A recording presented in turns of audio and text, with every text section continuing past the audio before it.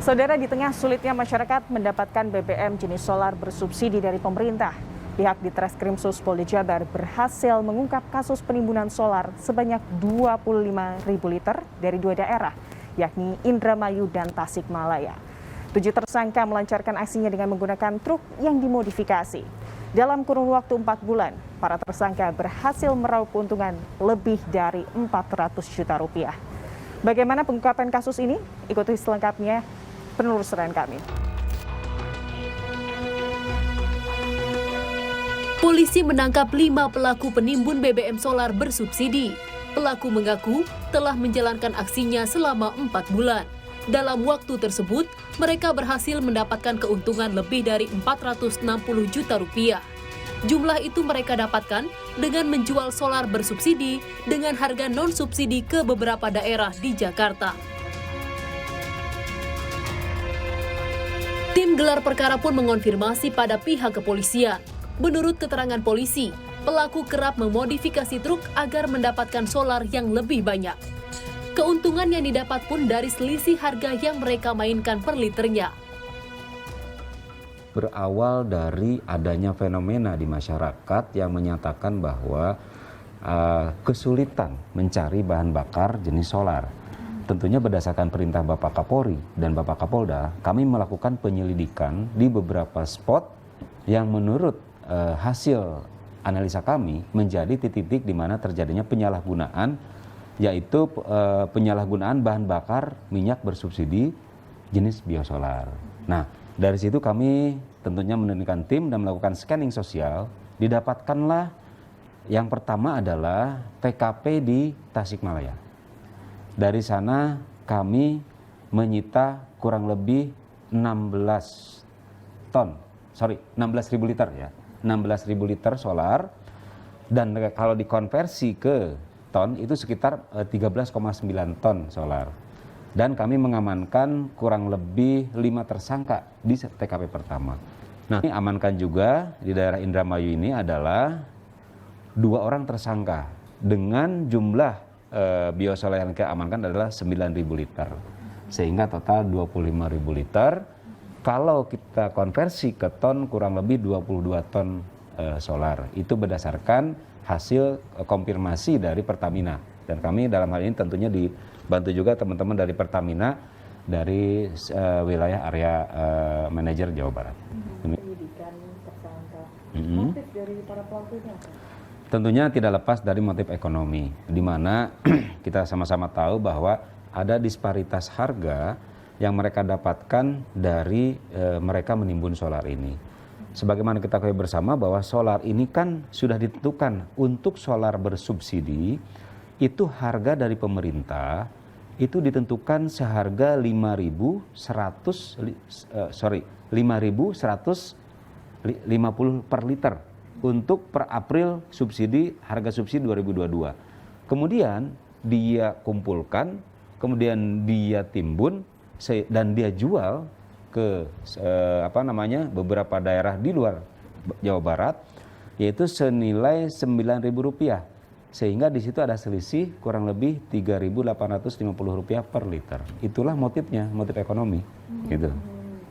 Mereka mendapatkan keuntungan bisa sampai ratusan juta rupiah ya Pak? Ya, setelah kami lakukan pendalaman dan pemeriksaan serta tentunya BAP kepada para tersangka ini, total keuntungan dari TKP 1 dan 2 dengan disparitas nilai tadi atau rupiah tadi, itu kalau kita akumulasikan kurang lebih Rp465.850.000 untuk dalam waktu kurang lebih mereka beroperasi 4 bulan. 4 bulan. Tapi itu kemudian melancarkan aksinya? Ya, dari apa yang kami tangkap 25.000 liter ini kan berhasil kita amankan. Nah, kami mendapatkan catatan bahwa sudah ada yang pernah dijual, tapi jumlahnya tidak banyak. Nah, modus yang mereka gunakan adalah yang pertama mereka menggunakan kendaraan yang dimodifikasi.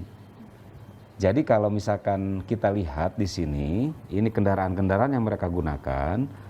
Nah, ada satu kendaraan yang mereka modifikasi dengan seperti ini, Mbak. Nah, ini di dalamnya ini ada penampungan yang dia modifikasi pada saat tukang petugas dari SPBU mengisi solar itu, dia tidak bisa melihat ada ininya, gitu. Sehingga diisi. Memang ada pembatasan dari Pertamina untuk jenis-jenis kendaraan tertentu sekian liter, tapi dia muter.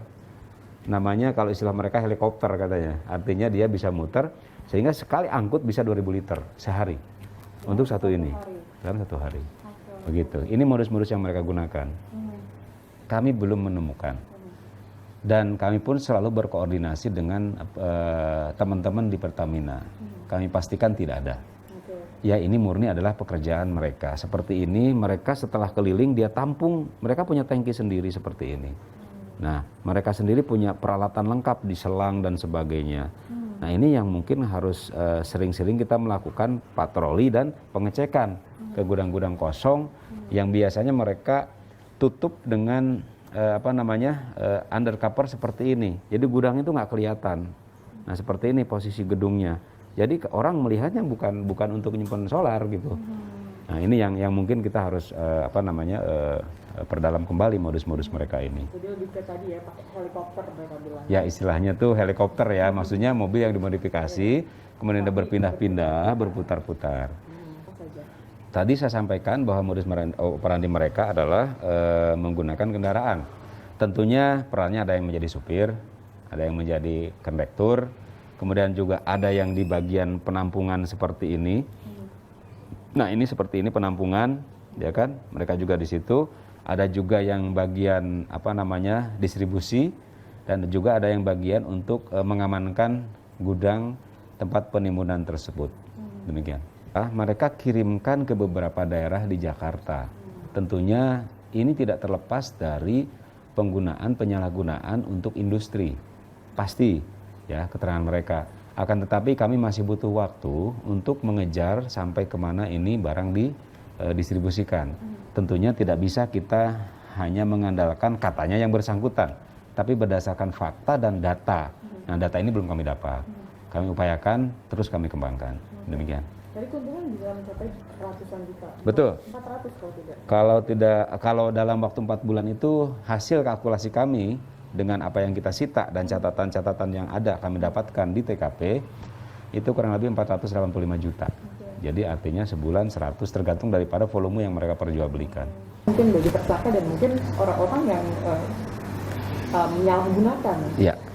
Baik, tentunya berdasarkan konstruksi pasal yang kami kenakan kepada yang bersangkutan, yang pertama kami kenakan di sini adalah pasal 55 Undang-Undang Nomor 22 Tahun 2001 tentang migas, ya, sebagaimana diatur Undang-Undang Nomor 11 Tahun 2020 tentang Cipta Kerja, dengan ancaman hukuman paling tinggi penjara 6 tahun, dengan denda paling tinggi 60 miliar.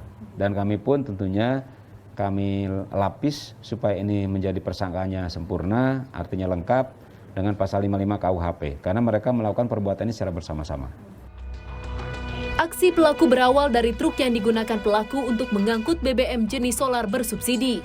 Truk dibuat memiliki kapasitas hingga 2.000 liter. Truk yang dimodifikasi ini pun berkeliling ke beberapa SPBU untuk mendapatkan solar bersubsidi. Usai mendapatkan BBM solar, selanjutnya pelaku mengemas ulang BBM yang diambil. Pelaku pun menjual BBM solar tersebut ke beberapa agen yang siap membeli. Biasanya, solar bersubsidi seharga Rp5.150 kini menjadi Rp9.000. Polisi pun kembali mengecek ketersediaan BBM subsidi.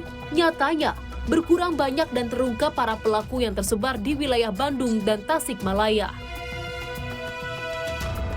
Dari kacamata kriminolog menilai, jika masyarakat Indonesia belum mengerti budaya bersubsidi. Selain itu, pemerintah dianggap belum memiliki sistem yang baik dalam menerapkan kebijakan subsidi bagi rakyat. Hal ini membuat sistem subsidi yang dilakukan oleh pemerintah menjadi tidak tertib, tidak efektif, serta tidak tepat sasaran. Kalau dari unsur regulasinya misalnya sudah ada, walaupun regulasinya banyak bolong juga ya. Kemudian penegakannya, pengawasnya dan sebagainya itu juga termasuk juga SPBU-nya itu juga ikut main gitu ya. Nah, terus sarana prasarana untuk pengawasan segala macam juga minim sekali ya. Itu sangat